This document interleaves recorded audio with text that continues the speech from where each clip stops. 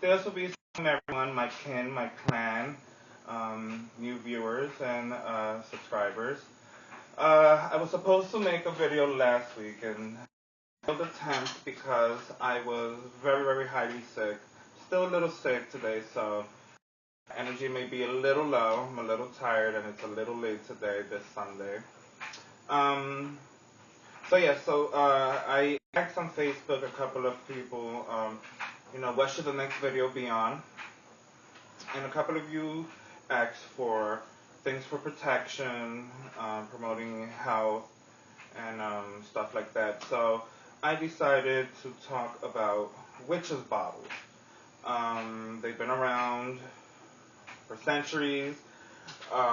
There's many different ways of doing it.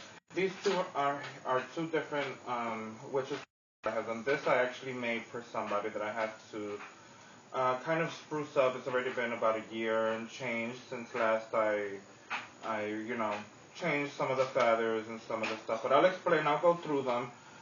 This one here is a little representation for some of my clan members, so that we can all be protected. It's very easy. I think the most challenging thing is finding a nice bottle, but again, there's many different ways of doing witches' bottles. For example, a lot of times, in most witches that I speak to, they like to bury their witches' jars either in the front yard or in the backyard. But they definitely like to bury it, and those, you can just get a regular mason jar and just fill it up with, almost the same ingredients that I fill it up here. The only thing is you'll be using a lot more rusted things. Just as a way of filtering and cutting negativity and all that good stuff. So I will just run through some of the things. This video might be a little short, but I do plan on doing another video right after this. Just me chatting and talking about, I'm still debating if I want to do spiritual growth or how does magic work. For this one, it was mainly for protection. So the ingredients that I used, as far as herbs are concerned, is angelica root, burdock, calamus, hyssop, lavender, black mustard. Concept, or the common denominator for the ingredients of the herbs in this witch's jar is most of them are for protection. Why for protection? Well, this individual suffers a lot from night terrors, and they're also empathic, so they tend to, maintain a connection to people that this person has been throughout the day. So, it's kind of a way of just protecting and keeping that bubble around her while she's sleeping, so that they don't wake up restless and all that. Another, I don't know if you can see here, but it is layered with different. This one, this one's a little pricey. They can't see it. Kind of, sort of. It's a little heavy, but it's layered in different types of colors of glass beads or marbles. So I started off with blue because with this I also worked a lot with different deities to kind of infuse their energy in this witch's jar to protect this individual. Blues I have, and also, this person isn't that spiritual in the sense of, they practice and light candles. They just know they're gifted, but they maintain their religious beliefs with Christianity or Catholicism. So I wanted to do something. I wanted to decorate it in the sense that it can be an adornment in her room, and at the same time serve as a spiritual purpose. So that's why it's kind of feminine because she is a woman. So it's kind of feminine with a lot of different styles of pinks, but it also introduces, the bottom is the foundation, which is what's going to collect most of the negativity. And as it's going up, it's going to maintain a peacefulness within this person and this home as it's collecting, and also feathers, white feathers, just to kind of balance out and calm the individual. kind of keeping like I did a spell recently when I how to calm someone down, and I covered it with cotton. But it's almost the same effect as the cotton, where it gives it a protective barrier within the actual person with the actual spell in the witch's jar. So what you start off with is in the bottom, you write the individual's name. If you can incorporate some of the person's hair in it as a token of as a totem for their personal energy, and then I added the first layer of marbles, and then I added the first layer of herbs, and I did it. That's how I did it. Every time I added a bead or a glass marble, I would incorporate a spiritual herb. At the same time, there are a couple of charms that I put in here, such as the key to open the doors. There are a couple of blades and nails to serve the same purpose as hex breaking and filtering. On top of that, I added the sword of Saint Michael, the sword of the Arabs to give her kind of a bit of clairvoyancy. I added a whole bunch of stuff. Again, I did this 2-3 years ago, but every year, she demands for it to be looked at and checked to make sure that, it's not full. I normally, recommend you sprucing this up every 6 months because it's, not buried and it's naturally, nature isn't filtering it, so it's just staying there collecting, collecting, collecting. And, I always tend to get full. Being that I will be leaving for 2 years, I won't be here to keep checking it. So one of the things that I will be incorporating in here is a small mirror as a way for it to kind of keep itself cleaning itself naturally. I guess what's that? Things on the computer, it automatically deletes things or it cleans it up. There's apps and stuff to clean up naturally or routinely your electronic. Because well, same here. That's what the mirror is going to do. It's just going to constantly keep putting all the negative energy, sending it and pushing it through the mirror as the spell as the spell goes. And of course, I add scent in here. And I rub the jar outside also with sand so that it can kind of, make a statement within the actual room. Now that about this one.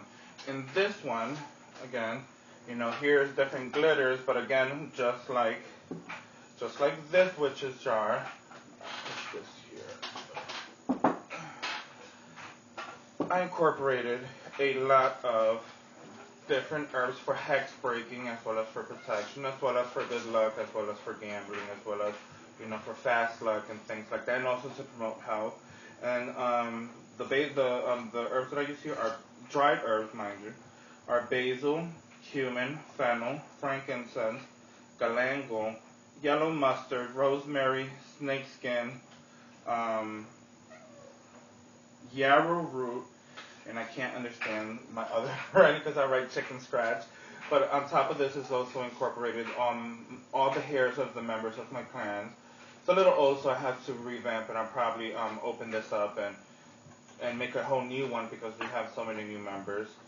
And I added seashells for protection of the sea. I also added my blood into this. That's another thing that you can do is work if you are comfortable working with blood magic.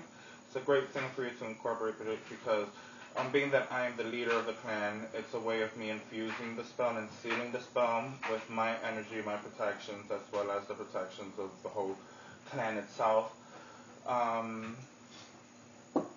Another thing that you can incorporate, and on top of that, once you do seal it, like once you add the last thing and you add your breath into this, you want to get, I use crazy glue and then I add it here and I seal it. If you're going to, and you can add wax to seal it in here too.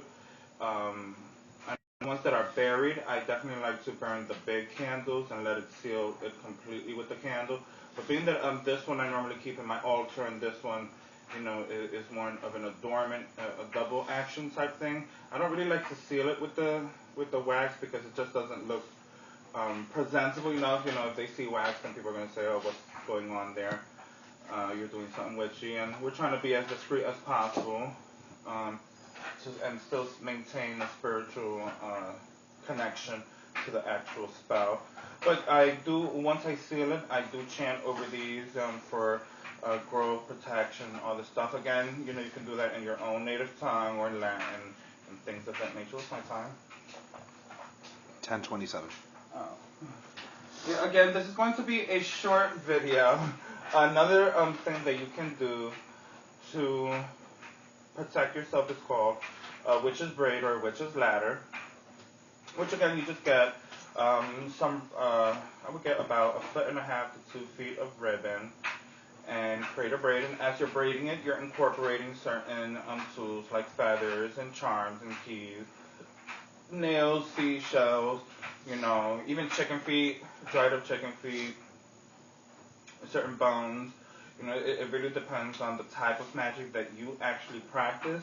You can incorporate it into your witch's ladder or witch's braid, and you can just hang that literally above your altar or anywhere, in the room. You can add bells and chimes into it and just say funky wind chime. But there's, again, that's just another way of adding protection into your home. Also, let me add one thing.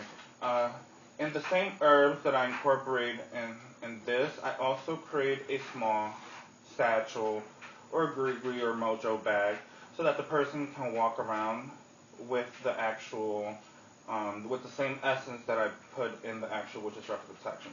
So it's kind of like a double thing. You can always be creative and also make a bath with the same herbs and create a bath, a satchel, and your witch's jar. And you'll maintain that protection on you for a bit, for a while. For as long as you maintain it, you'll have the protection on you. Let me see. There's also. I was supposed to speak about in a couple of videos ago how to prepare your gypsy cards or your tarot cards. Well, this is the way I personally do it. Because I tend to work, I'm a gray witch, and I tend to work with both the white table and the black table.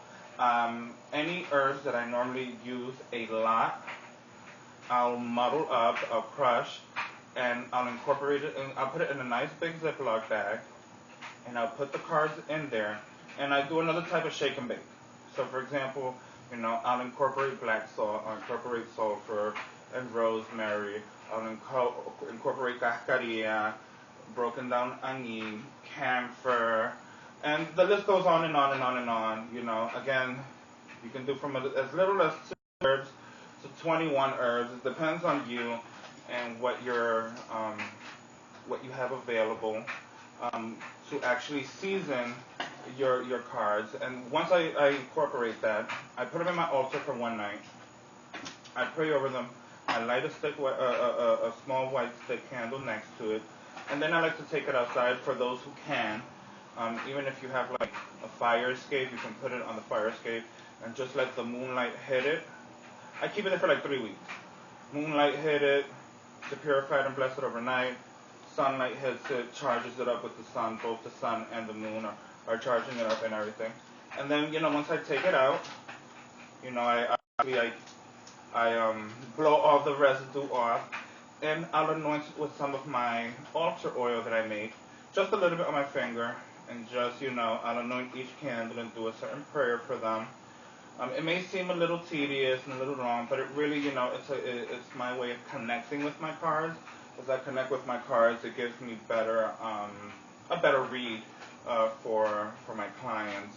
And sometimes what I like to also do is the same powders that I use to season the cards.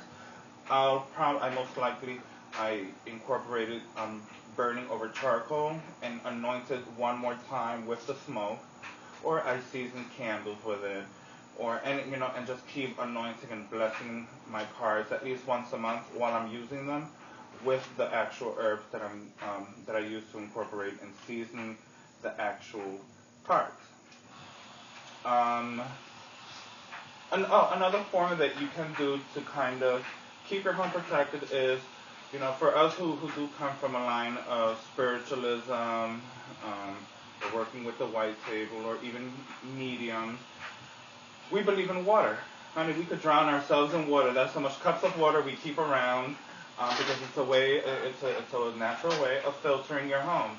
So let's say in your kitchen, you can have a glass of water, just how we have there for the male deities, just as a way to filter your home, your main focus of the home. Another thing that you can do is, we've spoken about camphor and anis, which is the blue powder, and you can incorporate that all in a glass or in a nice big vase, and you just keep it maintained by the actual entrance of your door inside of your home, so that way anybody who comes in is kind of, they are passing through your barrier that you place, so that no negativity could actually seep into your actual home. Um, and then of course there's your actual altar. If you have a deity, whether it's Catholic image or pagan image, just maintaining a candle and lighting for protection for your home is good enough. You know, uh, One of the things that I like to do when I first start working with a client, when I'm going to go and clean and bless their home spiritually, after I clean spiritually the place, I normally like to, with anathema, carve sigils in each entrance of the doors of the home. Some of these are for protection. Some of these are the mark of my clan, being that this person is not going to start working with me and my clan. So it's kind of a way of a protection and a connection towards me and everyone that I work with. So that's another way of just sigil work. You can make salt dough tablets with binding runes, or any type of regular, Futhark runes for protection, or any type of, even demonic sigils. You can incorporate into these tablets, or if you don't have the time to make yourself salt dough tablets, you can just get a cardboard paper and draw the sigil on there, and put it or glue it under your welcome mat that you have in front of your home, or you can hide it behind paintings or pictures, or sometimes you're lucky enough when you go to the 99-cent store. We all know how much I love going to the 99-cent store. They'll have these funky little incense holders for cones and incense sticks and things. So what I'll do is, in the back, I have a burner, a tool that I use to burn on wood, and I'll burn the actual sigil. And if you have a drill gun, just drill it, and you can actually just hang that by the window. Um, Crystal work. Crystal work is very, very important if you're trying to just simply maintain your home pure, maintain your home free of negativity, and you don't want to get spooked as a witch, or you don't want to get caught that you're a witch, or that you practice something other than Christianity. And sometimes we don't like to explain ourselves. So just keeping a couple of crystals, even the glass crystals, hanging about a foot away from your all the windows in your house, it filters. It filters and filters and filters through the rays, and it catches all the stuff, almost like a dream catcher. It just catches all the negativity in your home. Or if you have the money, these are a little expensive. Um, well, I had one there, but it's not there now. You can invest in a witch's ball, and those are really nice. They're hand blown glass. One of my goddaughters or kin members ordered one for me from Salem, Massachusetts, and it's beautiful. It's yellow and it has weaving in the center because it's blown glass. Oh, excuse me, I feel a sneeze coming up. Oh, excuse me. Thank you. And that you hang in the main entrance of your door or the main window, and you literally see things, you know, being caught within the webbing, the glass fibers and webbing inside of the witch's ball. It's very, very, very funky, because you literally see, little shadows just kind of floating in there. And very simply, you could just do a full moon ritual where you cleanse them with salt water and under the moon rays and just release all that negativity back into the universe because, it is a balance, good and bad or good and evil. And that alone, it basically refreshes all your things you can do that just refresh with just regular salt water or just incorporating herbs and infusing them in liquids, breaking them by hand, not boiling them, but just infusing it through fresh herbs, and that you can anoint your things and all that. What's my time? 20 minutes and 40 seconds. Okay, I think, for the most part, I didn't talk about health promoting, but I think I spoke, for the moment, a bit on how to just protect your home or protect yourself. So with that being said, because I'm not feeling too great, I just definitely wanted to put a video out there for you. Just many blessings. Deus will be with you. May the gods always be with you. And yeah, thank you for watching. Subscribe and share my videos. Toodles.